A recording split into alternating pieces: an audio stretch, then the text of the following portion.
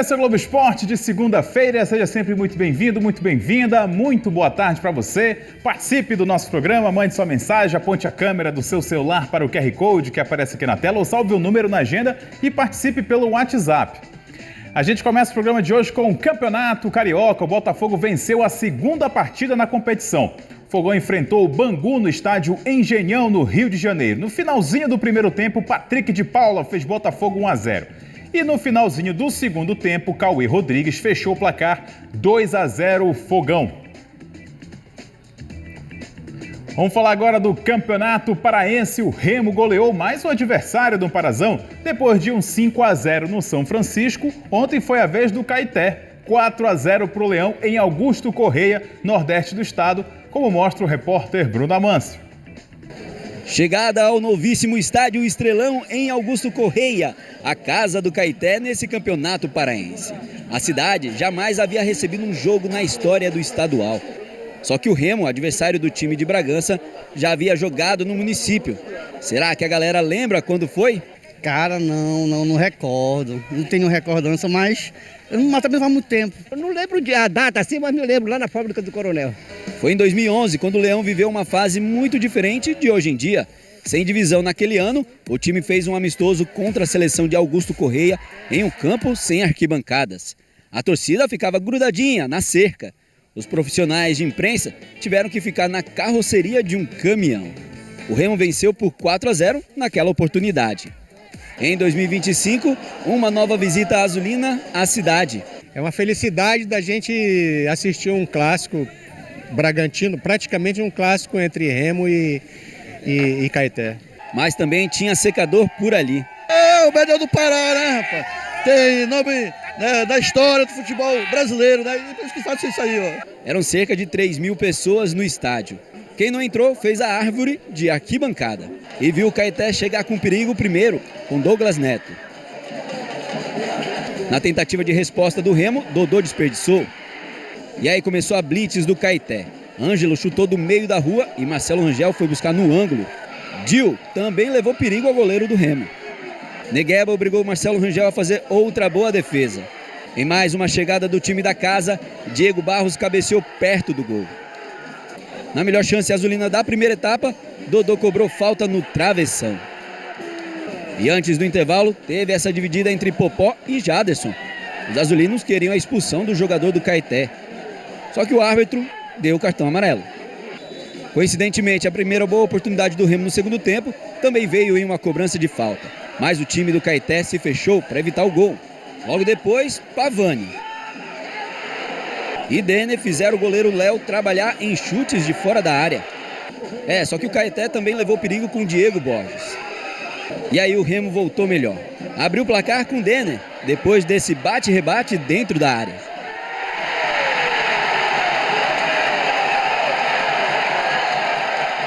No cruzamento de Dodô, Pedro Rocha recebeu sozinho para cabecear para o fundo da rede.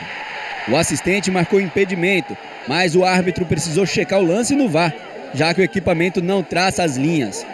Depois da análise do vídeo, gol confirmado.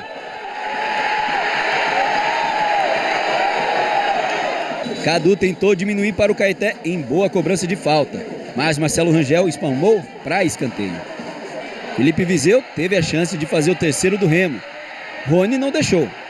Pedro Rocha recebeu na grande área e foi derrubado. Pênalti. Adailton foi para a cobrança e fez 3-0 para o Remo.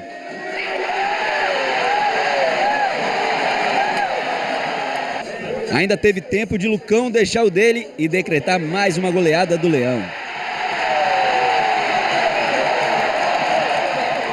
Como explicar essa derrota, hein? A gente sabe que jogar contra uma grande equipe a gente tem que fazer uma partida perfeita, né? Fizemos um primeiro tempo perfeito.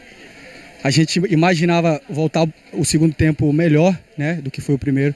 Mas só que baixamos a linha, eles aproveitaram os nossos erros. Para Denner, fica marcado como um dia especial.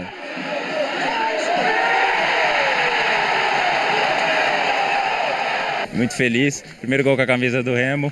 Primeiro gol do estádio, muito feliz de poder ajudar o clube, o time. Um gol que acabou desbloqueando o jogo ali. Acho que nosso time depois ficou mais à vontade depois do gol. Feliz pela vitória.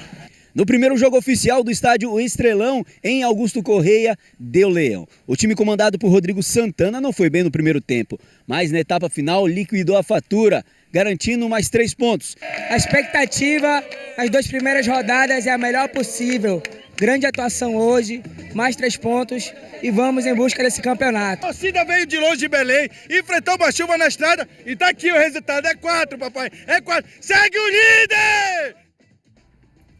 E em Marabá, o Paysandu enfrentou o Águia no estádio Zinho Oliveira. Jogo de 6 gols que terminou com a vitória bicolor, a segunda seguida no Parazão. Casa cheia para acompanhar o duelo de 2 equipes que venceram na primeira rodada. Águia e Paysandu proporcionaram um jogo bem animado no Zinho Oliveira. E o azulão começou dando pressão, mas Jonathan Bastos perdeu quase na pequena área. A luta pela bola era intensa. Leandro Vilela levou vantagem e colocou Borassi na boa para fazer um belo gol. 1-0 Papão. Mas o azulão não sentiu. Quando Alan Pires tentou o cruzamento, Brian Borges bloqueou com o braço. Pênalti marcado com o auxílio do VAR. Jonathan Bastos converteu com categoria. 1-1. Com o jogo complicado, era hora do Búfalo mostrar a que veio. Rossi aproveitou o cruzamento e, riscando o chão, comemorou com a torcida. Mas a Águia também compete na valentia. 3 minutos depois, pelo alto, Bruno Limão atacou. A defesa só assistiu. 2-2.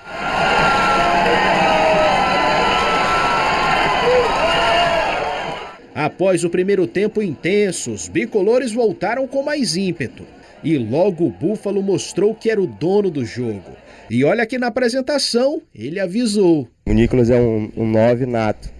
E eu chego pra encher ele de gol, cara. Eu chego pra ajudar, eu chego pra trazer a confiança dele de volta. Falou e cumpriu. Recebeu e deu a bola para Nicolas marcar o terceiro dele em 2 jogos no Parazão. E se for levar em conta o roteiro do primeiro tempo, na sequência viria um empate. Errado, Matheus Nogueira salvou o Paysandu mais 2 vezes. Azar do Águia. Aos 43 do segundo tempo, Quintana aumentou a vantagem de cabeça. 4-2 Paysandu. Mas antes de acabar ainda teve espaço para controvérsia. Luan Freitas sofreu uma cotovelada. O lance foi para a revisão. Após alguns minutos, Foguete foi expulso. E mesmo com 14 minutos de acréscimo, o Águia não conseguiu mais reagir. Ficou o desapontamento. Questão de centímetro de um posicionamento errado de um atleta nosso, o Paysandu fez o gol, né? Foi o primeiro assim, o segundo da mesma forma, o terceiro. Gols que um atleta nosso, se tivesse um passo posicionado para um lado ou para o outro, conseguiria contornar. Além dos 4 gols para o Paysandu, a vitória indica bons sinais em outros aspectos.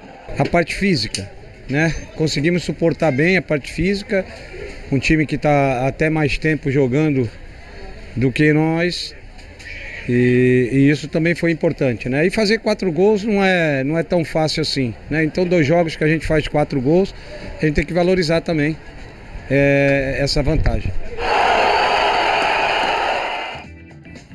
E o Bragantino venceu o Santa Rosa no estádio Diogão em Bragança. Já Tuna arrancou o empate no final da partida contra o Independente. Vamos ver. Independente e Tuna se enfrentaram no estádio Navegantão em Tucuruí. Aos 26 minutos, cruzamento na área Cruz-Maltina e Jordan de cabeça abriu o placar. Independente 1-0. No fim da partida, deu empate. Alex Silva, que tinha acabado de entrar, deixou tudo igual. Final, Independente 1, Tuna Luso também 1. Bragantino e Santa Rosa se enfrentaram no estádio Diogão em Bragança. Aos 30 minutos de jogo, Rafael Tanque podia abrir o placar nesse pênalti, mas Vinícius fez milagre para a festa da torcida do Tubarão. 4 minutos depois veio o castigo do Macaco Prego. Depois de escanteio, a bola desviou, o goleiro deu rebote. João Vitor marcou o gol da vitória. Final, Bragantino 1, Santa Rosa 0. Pois é, logo depois dessa derrota, a segunda seguida no Parazão, o Santa Rosa anunciou a demissão do técnico Pedro Chaves.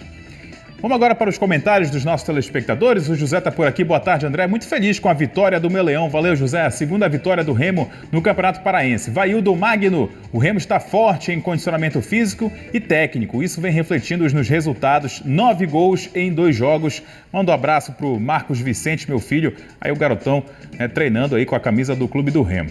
Darley Silva, boa tarde, André. Já estamos ligados no GE Pará, já contando a hora para o próximo jogo do Leão em Belém. Manda um abraço para o meu filho Davi e para a irmã dele, Tamires. Valeu, um abraço para vocês aí.